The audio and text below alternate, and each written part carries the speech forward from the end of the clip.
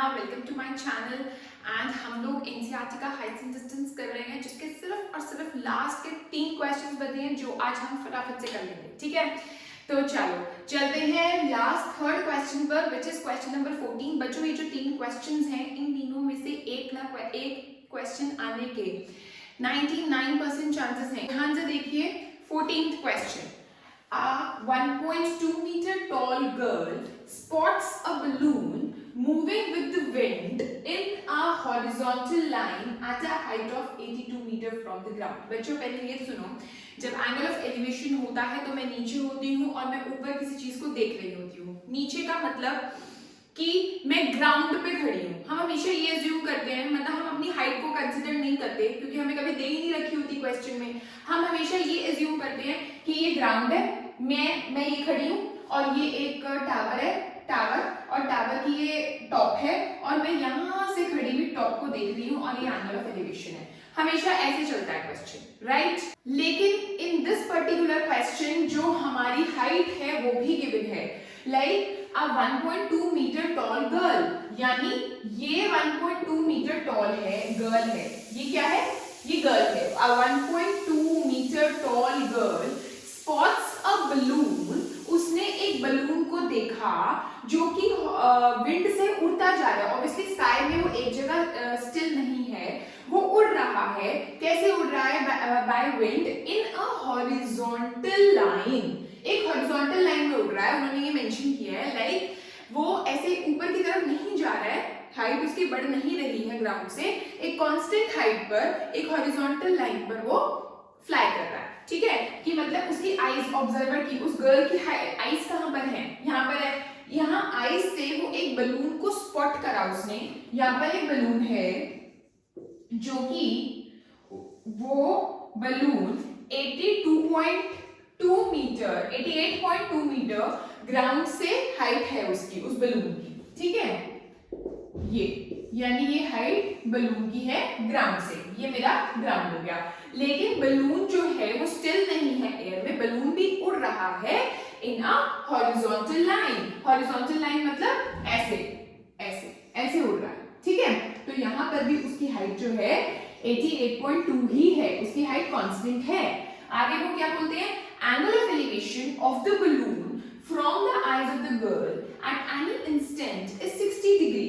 मतलब यहां से जब उसने बलून को देखा तो उसकी जो एंगल ऑफ एलिवेशन था वो 60 डिग्री का था।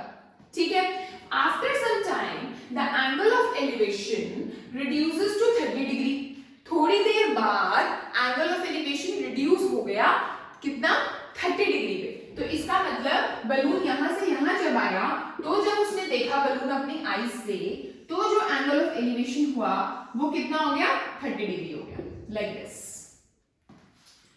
ऑलराइट, आगे find the distance of travelled by the balloon during the interval. उसने कितना डिस्टेंस ट्रैवल किया बलून ने? देखो पहले बलून यहां था, यहां से यहां तक गया, तो एक्चुअल डिस्टेंस उसने कितना ट्रैवल किया? यहां से यहां तक। तो मुझे ये चीज निकालनी है, यानी मुझे यहां से यहां तक डिस्टेंस, ये सब सेम ही है ना, ये डिस्टेंसेस निकालने हैं। ठीक है, अब चाहे तुम उसको ये वाला डिस्टेंस बोलो, चाहे ये वाला, चाहे ये वाला, क्योंकि इनिशियल पोजीशन बलून की ये थी और बलून कहां तक फ्लाई करता हुआ गया? यहां तक बलून, और ये बलून की फाइनल पोजीशन थी। तो ये बलून की इनिशियल और फाइनल पोजीशन के बीच का डिस्टेंस हमको फाइंड आउट करना है। This is the question. ठीक है, अब एक बात देखो कि अगर ये 1.2 मीटर डिस्टेंस है तो ये वाला भी 1.2 मीटर डिस्टेंस है, यहां से यहां तक। ये पूरा 82.2 मीटर है, तो ये डिस्टेंस कितना हुआ? 80 मीटर। क्यों? 87 मीटर। क्यों? क्योंकि 82.2 में से 1.2 मैंने माइनस कर दिया, तो दैट विल बी 87 मीटर्स। ये हम लिख देते हैं पहले, ए बी सी। क्या कि जो AC है वो है हमारा 82.2 मीटर, जो कि हमारे पास गिवन है। Okay, and BC is given to be 1.2 metre. ठीक है, और जो कि हाइट ऑफ द गर्ल है, ये भी हमारे पास गिवन है। ठीक है, अब बचा क्या हमारे पास? ये AB, जो कि हम निकाल रहे हैं AC minus BC, 82.2 minus 1.2 that is 87 metres. तो दैट मींस मेरी यहां से यहां तक की जो हाइट है AB, ये मेरी क्या आ गई? 87 मीटर। मैंने क्यों निकाली है? मैंने इसलिए निकाली क्योंकि अब मैं जब ट्रायंगल डी बी में लगाऊंगी ना trigonometric ratio in triangle A D B, तो tan 60 अगर मैं लगाती हूं तो वो क्या आ जाएगा, opposite side upon adjacent side, यानी A B upon B D, A B upon B D. इसमें अब मेरा ए बी का यूज आना था, ये ए बी का, जो कि मैंने फाइंड आउट कर लिया, व्हिच इज 87 मीटर्स। तो यहाँ पे मैं 87 लिख देती हूँ, और बी डी तो मेरे को नहीं पता, ये बी डी मेरे को नहीं पता, तो मैं बी डी को बी डी ही लिख रही हूँ, ठीक है। और ये मेरा आ गया √3। ऑलराइट, तो बी डी मेरा क्या आ गया, बी डी मेरा आ गया 87 अपॉन √3, ठीक है। √3 से मैं रैशनलाइज कर देती हूँ इसको हाथों हाथ, तो ये हो जाएगा मेरा 87 √3 इंटू √3 क्या होता है 3, और बच्चों 3 और 87 मेरे कटते हैं, ठीक है, कैसे 3 2 6 और 3 9 27, so BD is equal to 29 √3 metres. But मेरे को BD नहीं निकालना था, मेरे को एक्चुअल जो डिस्टेंस निकालना है वो है BL, राइट। कोई बात नहीं, आगे चलते हैं। अब कौन सा ट्रायंगल हमारा बचता है, ये वाला, तो बी, ये हमने नाम नहीं दिया अभी, ये मान लो M है, MDL, MDL, ठीक है। तो इन ट्रायंगल MDL अगर मैं tan 30 लगाती हूं तो क्या आएगा मेरा, tan 30 is equal to ML upon DL, ठीक है, ML अपॉन DL। tan 30 क्या है 1 अपॉन √3, ML क्या है मेरा, ये ML है मेरा इतना ही, जो कि 82.2 में से मैंने 1.2 माइनस किया था, यहाँ पर भी वही चीज है, 82.2 पूरा, 88.2 पूरा है, और ये 1.2 है, तो 88.2 में से अगर मैं 1.2 को माइनस करती हूँ तो मेरा ML आ जाएगा, जो कि क्या है 87, ठीक है। तो ML भी 87 है। DL फिर से मुझे नहीं पता, DL, तो DL को ब्रेक कर देते हैं, कैसे, BD और BL में, BD प्लस BL, और बच्चों BL तो मुझे निकालना है, distance between the two positions of the balloon, है ना, BL तो निकालना है, तो BL को एज इट इज रखते हैं। जो BD है वो मैं ऑलरेडी यहाँ पर निकाल चुकी हूँ, तो वो यहाँ से यहाँ पुट कर देती हूँ, राइट। तो 1 upon √3 is equal to 87 upon 29 √3 plus BL, ठीक है बच्चों, इसको क्रॉस मल्टीप्लाई करते हैं, तो क्या आ जाएगा 29 √3 plus BL is equal to 87 √3। Okay बच्चों, तो now BL will be equal to 87 √3 minus 29 √3, तो क्या आ जाएगा मेरा, 17 में से 9 गए 8 और 7 में से 2 गए 5, तो 58 √3 मेरा BL आ गया, 58 √3 मीटर्स।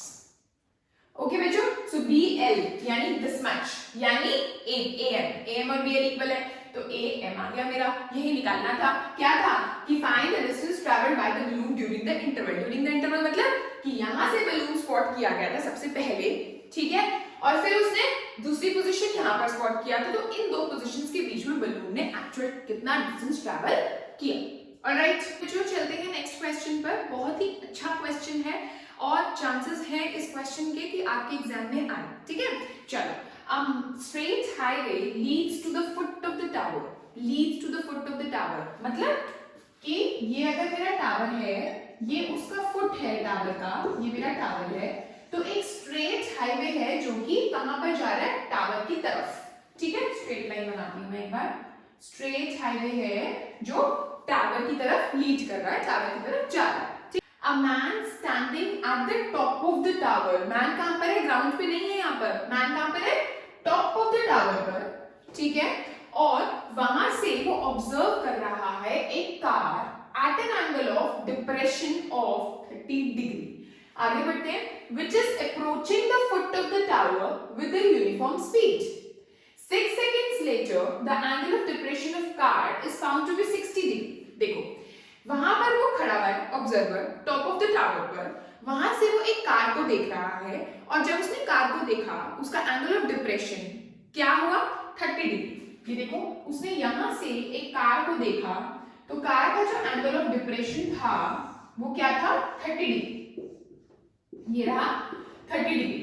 अब 6 सेकंड्स लेटर उसने दोबारा से कार को देखा, 6 सेकंड्स लेटर उसने जब दोबारा से कार को देखा तो कार का जो एंगल ऑफ डिप्रेशन था वो क्या था 60 डिग्री। ये अगर मेरा 60 है तो ये भी 60 है, मतलब कार पहले यहाँ थी ए पॉइंट पर, फिर 6 सेकंड्स के बाद ये कार की पोजीशन क्या हो गई पॉइंट बी, ठीक है। और अब जब वो ऑब्जर्वर कार को देख रहा था वो उसका एंगल ऑफ डिप्रेशन जब उसने नोटिस किया तो अब उसका angle of depression changes from 30 degree to 60 degree. Okay, आगे find the time taken by the car to reach the foot of the tower from this point. मतलब कि हमको ये निकालना है, मतलब कि कार को इस पॉइंट से यहां तक पहुंचने में, फुट तक पहुंचने में कितना टाइम लगा मुझे ये निकालना है। तो इसको मैंने t सेकंड्स मान लिया। मान लो कि कार को let car takes t seconds to reach the foot of the tower from point B, और ये हमको निकालना। ओके, क्वेश्चन समझ आया? ठीक है।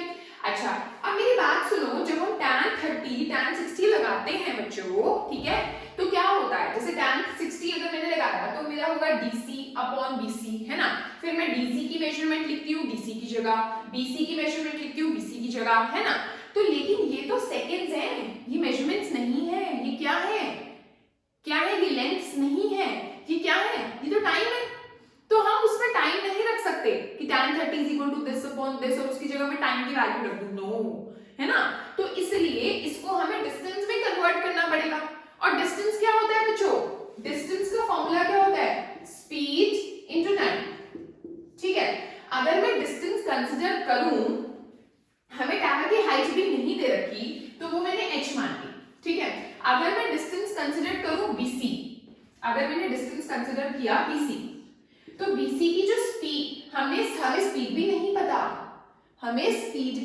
नहीं पता, और लेकिन इतना उन्होंने बोल दिया कि यूनिफॉर्म स्पीड है थ्रू आउट। यूनिफॉर्म स्पीड मतलब सेम स्पीड है थ्रू आउट द जर्नी, ठीक है। तो let the uniform speed be v metre per second, ठीक है। चलो, अब क्या है कि अगर मैंने डिस्टेंस BC कंसीडर किया तो BC is equal to speed into time, speed है v और टाइम मेरा क्या है BC में BC वाला जो डिस्टेंस ट्रैवल किया वो कितने टाइम में ट्रैवल किया वो मैंने क्या मान रखा है t, तो वो लिख दिया मैंने t, ठीक है। तो BC जो आ गया वो VT आ गया। अब जो ये है ना, ये डिस्टेंस है, डिस्टेंस की फॉर्म में आ गया, ये मीटर है एक्चुअली, है ना। तो इसका मतलब ये हम उसमें पुट कर सकते हैं। अगर मैं tan 60 लगाती हूँ, जो t था वो सेकेंड्स था, वो हम पुट नहीं कर सकते थे, इसलिए मैंने उसको इस फॉर्म में चेंज कर दिया, ठीक है। ये मोटिव था मेरा। अब अगर मुझे tan 60 लगाना है तो tan 60 क्या होगा, DC अपॉन BC, है ना। tan 60 is DC upon BC, DC मेरा h है, tan 60 मेरा √3 है और BC की जगह मैं VT लिख सकती हूँ, ठीक है। इतना आया समझ? ओके, तो जो मेरा h आ गया वो मेरा √3 VT आ गया। अभी देखो 3 अननोन है, अभी कुछ नहीं हो सकता, 3 unknown h v v v t v कुछ भी नहीं पता मुझे, है ना। तो अभी आगे चलते हैं, इसको मैंने इक्वेशन 1 मान ली। अब मैं लगाती हूँ tan 30। अगर मैं tan 30 लगाती हूँ तो tan 30 जो होगा वो होगा BC upon AC, BC upon AC, है ना। BC मेरा फिर से h, ठीक है, और AC को मैं ब्रेक कर देती हूँ AB प्लस BC में, है ना, AB प्लस BC में। बच्चों यहां पर जो AB है उसकी जगह 6 नहीं लिखना, क्योंकि 6 तो सेकेंड्स है ना। उसकी यूनिट क्या होनी चाहिए, मेजरमेंट लेंथ वाली यूनिट, यानी इट शुड बी डिस्टेंस, लेकिन ये क्या है 6 सेकेंड्स। तो उसको भी हमें AB डिस्टेंस निकालना पड़ेगा, है ना। जैसे हमने यहाँ पर स्पीड इनटू टाइम करके निकाला BC, है ना। अगर मैं AB निकालती हूँ तो वो भी ऐसे ही निकालूंगी, स्पीड इनटू टाइम। ओके, अगर मैं स्पीड लूं, क्या है वहां पर स्पीड v, क्योंकि v जो स्पीड है वो थ्रू आउट सेम है, यूनिफॉर्म स्पीड है।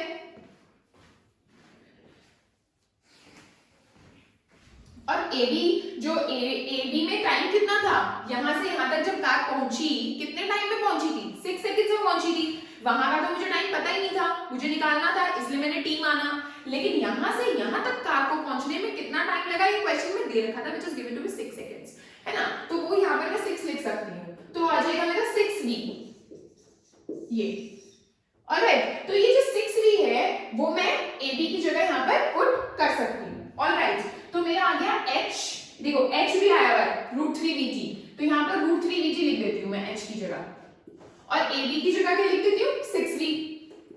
और bc क्या है? bc भी आया हुआ है, क्या है? vt, है ना? bc को bc नहीं रखना, vt, ठीक है। और यहाँ पर क्या है? 1/√3। इतना समझ आया? देखो बच्चों, ऊपर तो ऐसे ही रहने दो √3vt, और जो नीचे है ना v कॉमन ले लो, तो आ जाएगा क्या? 6 + t, और यहाँ पर 1/√3। आया समझ? ठीक है, इस v से ये वाला v कैंसिल आउट हो गया, राइट? अब क्या बचा मेरे पास? 1/√3 is equal to √3t/6 + t। इतना बचा। देखो बच्चों ध्यान से, सिर्फ और सिर्फ मेरा एक वेरिएबल बच गया। मेरे पास शुरू में 3 अननोन चल रहे थे, v भी अननोन था, t भी अननोन था, h भी अननोन था। h मैंने हटा दिया by putting the value from here, है ना? यहाँ पर मैंने h की वैल्यू √3vt 1 से लिख दी, फ्रॉम 1, h हट गया, ठीक है। उसके बाद ऊपर नीचे से v कॉमन आ गया और मेरा v भी हट गया। वैसे भी मुझे v से क्या लेना देना, मुझे v निकालना ही नहीं था, मेरे को तो चाहिए टाइम, है ना? तो मेरा टाइम बच गया। अब टाइम वाला वेरिएबल बच गया, अब मैं क्रॉस मल्टीप्लाई कर सकती हूँ, तो मेरा आ जाएगा 6 + t इज इक्वल टू √3 × √3 क्या है? 3t, ठीक है। 6 is equal to 3t - t, 6 is equal to 2t, 6/2 is equal to t, तो 3 इज इक्वल टू t। तो दैट मींस मेरा क्या आ गया? Time 3 seconds. ये t आया। t क्या था? b से c तक पहुंचने में कार को कितना टाइम लगा, वही निकालना था। देखो, find the time taken by the car to reach the foot of the tower from this point. तो b से c तक पहुंचने में कार को कितना टाइम लगा? t सेकंड्स, और t की वैल्यू क्या है मेरे पास? 3, so 3 seconds is the answer. Question and the last question of this chapter, बहुत इंपॉर्टेंट। द एंड लास्ट के 3 क्वेश्चंस इस चैप्टर के बहुत इंपॉर्टेंट है, ठीक है। The angles of elevation of the top of the tower, elevation लेना है, यानी ऑब्जर्वर नीचे, टावर ऊपर, टावर का एलिवेशन, टावर के टॉप का एलिवेशन कहां से? 2 पॉइंट से, एक पॉइंट से नहीं, 2 पॉइंट से, और वो जो 2 पॉइंट्स हैं they are at a distance of 4 metre and 9 metre from the base of the tower. ये पॉइंट समझने वाला है। ये मेरा टावर, ये टावर का टॉप, ये टावर का बेस, ठीक है। टावर के टॉप को 2 पॉइंट से देखना है, और वो जो 2 पॉइंट्स हैं वो 4 मीटर और 9 मीटर की दूरी पर हैं। कहां से? बेस से। तो ऑब्वियसली अगर ये पॉइंट मैं कंसीडर करती हूं तो ये वाला पॉइंट 4 मीटर की दूरी पर है, और ये वाला पॉइंट मेरा 9 मीटर की दूरी पर है, like this. Alright, and in the same straight line with it are complementary। इसका क्या मतलब है? इसको इससे ज्वाइन करते हैं, इसको इससे ज्वाइन करते हैं, तो ये वाला एंगल और ये वाला एंगल कॉम्प्लीमेंट्री है। क्या मतलब है इसका? इसका ये मतलब है कि अगर मैंने ये थीटा मान लिया θ1 और इसको मैंने मान लिया θ2, तो θ1 + θ2 जो है वो मेरा 90 डिग्री है। कॉम्प्लीमेंट्री एंगल्स का मतलब क्या होता है कि उन 2 एंगल्स का सम क्या है? 90 डिग्री, ठीक है। आगे चलते हैं। Prove that the height of the tower is 6 metre. That means मेरे को हाइट निकालनी है, और वो मुझे पहले से ही दे रखी है 6 मीटर। प्रूव करो। प्रूव करने वाले तो और इजी हो जाते हैं, हमें आंसर पहले ही पता चल जाता है ना। चलो, अगर मैं इसको a b c d मानती हूँ, ठीक है, तो इन ट्रायंगल ABC, यानी ये वाला triangle, tan θ1 is equal to h/4, यानी tan θ1 is equal to AB/BC लिखते हैं पहले, ठीक है। हम h और BC को लिख देते हैं 4, और यहाँ पर tan θ1, ठीक है। अब मैं लगाती हूँ दूसरे वाले ट्रायंगल में, ट्रायंगल ABD में, यानी पूरा बड़े वाला ट्रायंगल, है ना। तो tan θ2 will be equal to BD, right.